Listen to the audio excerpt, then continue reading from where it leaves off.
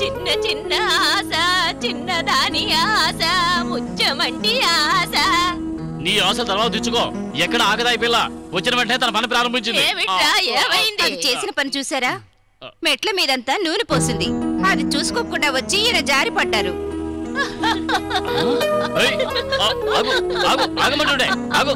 మీ గారాబంలో ఇలా తయారైంది. సింగపూర్ మలేషియాలో ఉండవలసిన పిల్ల కదా ఇది. ఇక్కడికి ఎందుకు రావాలి? మన ప్రాణాలు ఎందుకు తీయాలి? ఏమిట్రా నారాయణ నువ్వు చెప్పేది? అది ఇక్కడికి రాకుండా ఎక్కడికి పోతుంది? చిన్న పిల్ల కదా. ఇదేదో నేరం అన్నట్టు చెప్తున్నావే. పాపం అది తల్లి లేని పిల్ల. అందుకని అసలు ఆడపిల్ల అంటే అలా ఉండాలి. అమ్మేమో చచ్చిపోయింది. ఇది పుట్టిన దగ్గర నుంచి వాళ్ళ నాన్న మూల పడిపోయాడు. ఇప్పుడేమో ఇక్కడికి వచ్చింది. ఇకపై ఏం జరుగుతుందో ఎవరికీ తెలియదు. చాలే ఆపరా. తల్లి చనిపోవడానికి తండ్రి మంచాన పడ్డానికి దీన్ని కారణం అని చెప్పకు. బాను ఏంటత్తయ్యా? నేను చెప్పేది విను. కళ్యాణి వల్ల కష్టాలు పడుతున్నట్టుగా ఎవరు మాట్లాడకూడదు. దాన్ని చూసుకోవడానికి పెళ్లివారు వస్తున్నారు కదా, దాన్ని చక్కగా అలంకరించి తీసుకురా.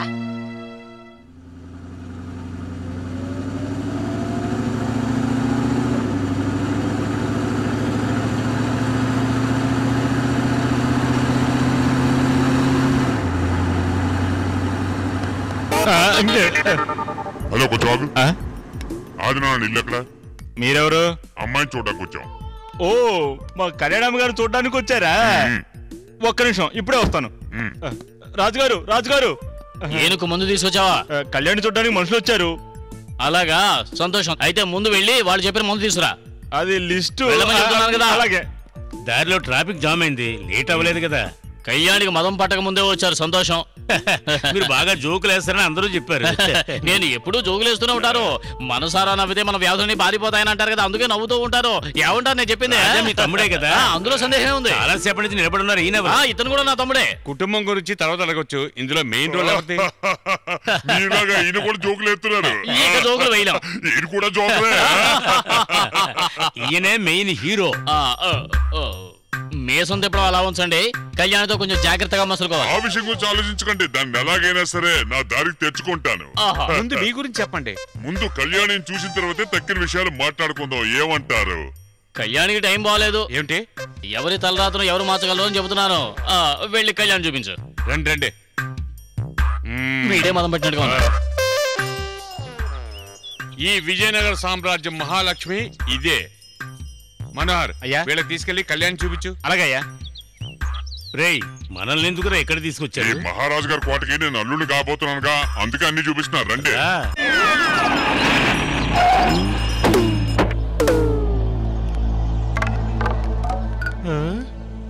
రే భార్గవ, మన విషయం బయటపడిందంటే మనిద్దరిని చిత్తగా బాది ముక్కలు ముక్కలుగా నరికి ఈ తోటలోనే ఎక్కడైనా పాతేస్తారా? నాకు చాలా భయంగా ఉంది. నువ్వెలా ధైర్యంగా ఉన్నావు?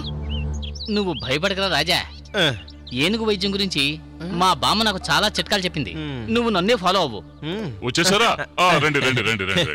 ఎంత లేటుగా వచ్చారు? దారి తప్పిపోయారమని భయపడ్డాను. మీ భవనానికి దారి తెలియపోవడం ఏంటండి? బాలేవారు. రండి లోపలికి వెళ్దాం. ఒరేయ్, ఎంత మర్యాద! వాడెవడో చెప్పింది చాలా కరెక్ట్.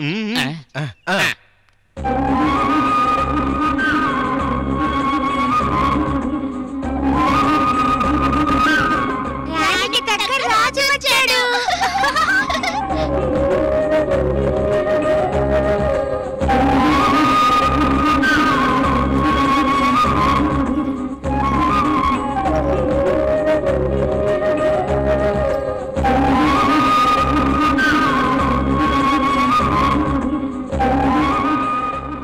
తినండి. నమస్కారం. నమస్కారం. ఈ రాజభవనంలో ఎంతో ముఖ్యురాలు మా అమ్మాయి. ఆవిడ చెప్పినట్టుగానే మేము అందరం వింటాం. ఆశీర్వాదం తీసుకోవడం ఆ కాలం. ఇప్పుడు చేతులెత్తి నమస్కరిస్తే చాలు. కూర్చోండి. వీళ్ళెవరంటే కూర్చోండి. నాకు కొంచెం జ్ఞాపక శక్తి తక్కువ. మీరు కూర్చోండి. మీరు నలుగురు ఐదుగురు వస్తాను మేము అనుకున్నాం. నలుగురు ఐదుగురు ఎందుకు? తోడుగా ఒక మనిషి ఉంటే చాలు. అది మాత్రమే కాదు, కళ్యాణి గురించి నేను చాలా విన్నాను. గుడికి వచ్చినప్పుడు 2-3 సార్లు చూశాను కూడా. ఇంతకు ముందే చూసారా? మంచిదేలేండి. కళ్యాణి కొంచెం చిలిపిగా ఉంటుంది. అయినా నా అంకుశానికి లొంగాల్సిందే కదా.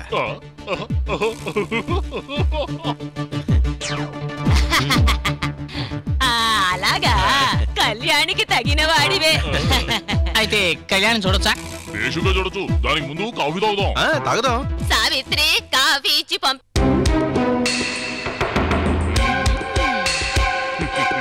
పిల్ల చాలా ఆరోగ్యంగా ఉత్సాహంగా ఆడుకుంటుంది అనుకుంటాను. మన డబ్బు వల్లే.